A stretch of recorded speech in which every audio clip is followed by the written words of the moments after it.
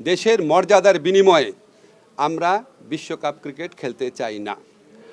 আজকে আমরা আইসিসি থেকে যে চিঠিটা পেয়েছি সেই চিঠিতে পড়ে আমাদের কাছে মনে হয়েছে ভারতে যে প্রচণ্ড একটা নিরাপত্তা ইস্যু তৈরি হয়েছে বাংলাদেশি ক্রিকেটারদের জন্য, সেটা তারা রিয়ালাইজ করতে সক্ষম হয় নাই।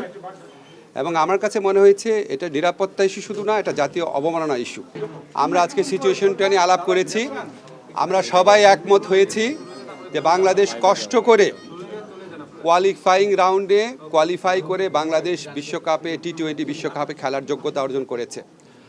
আমরা ক্রীড়া পাগল নেশন, আমরা ক্রিকেট ভক্ত নেশন, আমরা অবশ্যই খেলতে চাই, কিন্তু এটা আমাদের জাতির অবমাননার বিনিময়ে আমাদের ক্রিকেটার এবং আমাদের দর্শক, আমাদের সাংবাদিক, তাদের নিরাপত্তার বিনিময়ে, দেশের মর্যাদার বিনিময়ে আমরা বিশ্বকাপ ক্রিকেট খেলতে চাই না।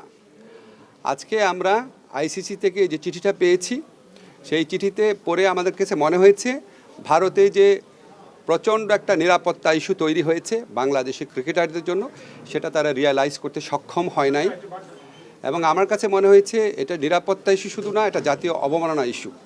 যাই হোক, আমরা নিরাপত্তা ইস্যুটাকেই মুখ্য করে দেখছি, যেখানে ভারতের ক্রিকেট কন্ট্রোল বোর্ড নিজেরাই বলছে কলকাতা টিমকে যে এই প্লেয়ারকে নিরাপত্তা দেওয়া যাচ্ছে না, ওনাকে তোমার টিম থেকে বাদ দাও। এটাই তো একটা ট্যাসিড রেকগনিশন যে ভারতে নিরাপদে খেলার মতো পরিস্থিতি নাই।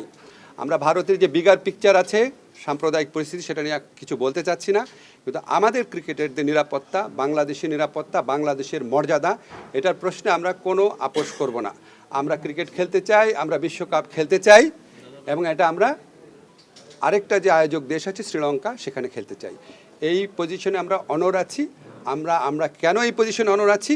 আমরা আশা করি আমরা আইসিসিকে বুঝাতে সক্ষম হব, এবং আইসিসি আমাদের যুক্তিগুলো সহৃদয়তার সাথে নিরপেক্ষভাবে বিবেচনা করে আমরা কষ্ট করে যে অর্জনটা করেছি সেই টি-20 বিশ্বকাপে আমাদের খেলার সুযোগ করে দিবে।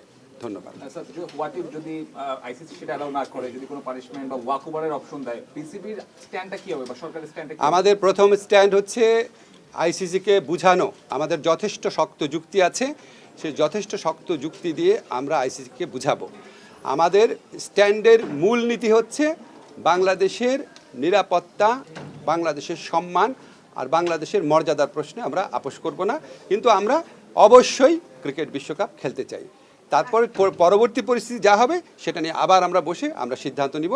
এখন পর্যন্ত আমরা এই সিদ্ধান্ত খুব ক্লিয়ারলি নিয়েছি যে আমরা আইসিসিকে বুঝাবো যে আমাদের ভারতে খেলার মতো পরিবেশ নাই।